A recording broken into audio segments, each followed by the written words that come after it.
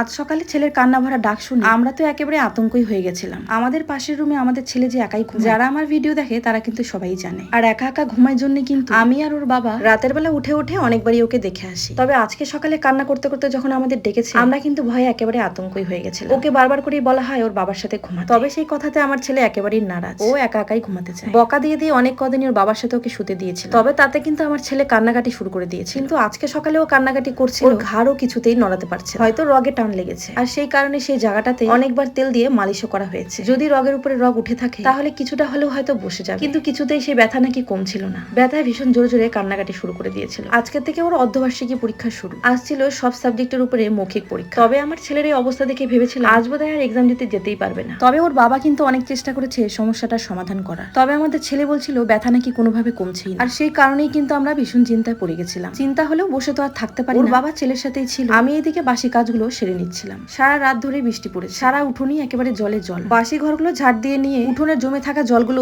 ঝাড় দিয়ে সরিয়ে দিয়েছিলাম। জল জমে থাকতে থাকতেই কিন্তু শ্যাওলা পড়ে যায়। এই তো সেদিন পুরো উঠোনেই কিন্তু রাতের বেলাতে ব্লিচিং দিয়ে রাখা হয়েছিল। তবে বৃষ্টি যেহেতু কন্টিনিউ পড়েই যাচ্ছে, আর সেই কারণেই কিন্তু উঠোনে জল জমে জমে শ্যাওলা পড়ে গেছে। তবে বৃষ্টির জলে গাছগুলো কিন্তু একদম সতেজ হয়ে উঠেছে। বাসি কাজগুলো সেরে নিয়ে ফ্রেশ হয়ে চলে গেছিলাম রান্নাঘরে। সবার আগে রুটিটা ঝটপট বানিয়ে নিয়েছি, আর এখন বসিয়েছি সবজিটা। আর এদিকে বাইরে দেখছি আবারও বৃষ্টি শুরু হয়ে গেছে। আমাদের এদিকে অনেক জায়গাতেই কিন্তু অনবরত কদিন ধরে বৃষ্টি পড়ার জন্য অনেক মানুষেরই অনেক ক্ষতি হয়ে গেছে। প্রত্যেক বছরই বর্ষাকালে কিন্তু কিছু মানুষকে এই সমস্যার সম্মুখীন হতেই হয়। এমনিতেই বর্ষাকালে কিন্তু কাজকর্মের ভীষণ অভাব, আর সেই কারণেই বর্ষাকালটা আমার ভীষণ অপছন্দের একটা ঋতু। এইদিকে আমাদের ছেলে সকাল থেকে এখন অনেকটাই ব্যথা কমেছে, আর সেই কারণে বললো এক্সামটাও দিতে যাবে। আমি অবশ্য শুনে অনেকটাই খুশি হয়েছি। সকালে তো ভেবেছিলাম আজকে বোধহয় এক্সামটা দিতে যেতে পারবেই না, তবে এক্সাম কিন্তু এক্সাম, পরীক্ষাটাকে কিন্তু পরীক্ষার মতো করেই দেখা উচিত। আর সেটা যত ছোট ক্লাসেরই এক্সাম হোক না কেন, মা হিসাবে আমি চাই ওর জীবনে আসা প্রত্যেকটা পরীক্ষাতে পাস করতে পারুক বা না পারুক, পার্টিসিপেটটা অন্তত করুক। ওর এই ঘাড়ের ব্যথাটা নিয়ে ও যে এক্সামটা দিতে যাবে এই কথাটা বলেছে, এটাতেই আমি অনেক খুশি। তবে ওর এক্সামটা যেহেতু 1টা থেকে শুরু, সেই কারণে সকালের খাবার দাবার খেয়ে তাড়াতাড়ি করে বাইরের কিছু কাজবাজ সেরে আমি রান্নাটা বসিয়ে দিয়েছি। ওর এক্সামের এই কটা দিন আমার কাছে ভীষণ চাপে। সংসারের কাজগুলো সেরে নিয়ে ওকে 1টার দিকে কিন্তু এক্সাম দিতে নিয়ে যেতে হবে, আর 2:30টার দিকে কিন্তু ওর এক্সাম শেষ, আবার 2:30টার দিকে ওকে নিয়ে আসতে হবে। এই 1টা থেকে 2:30টার মধ্যে যে সময়টা, সেই সময়টা আমি ওখানে বসে থাকবো নাকি বাড়িতে এসে কাজগুলো করবো, সেটাই কিন্তু আমি চিন্তা করছি। 1টার মধ্যে সমস্ত কাজ কি আর কমপ্লিট করতে পারবো? আর সেটাই কিন্তু আমার ভীষণ চিন্তার একটা বিষয়। অনেক ভাবনা চিন্তা করে গুছিয়ে কাজ করতে হবে, যাতে আমি সব দিকটাই সামাল দিতে পারি। ভাত আর ডালটা বসিয়ে দিয়ে আমি চলে এসেছিলাম কুয়োর পাড়ে। বাসনগুলো মেজে নিয়ে কাপড়গুলো ধুয়ে দিয়েছি, আর তারপর স্নান ধান করে ছেলেকে নিয়ে চলে গেছিলাম স্কুলে।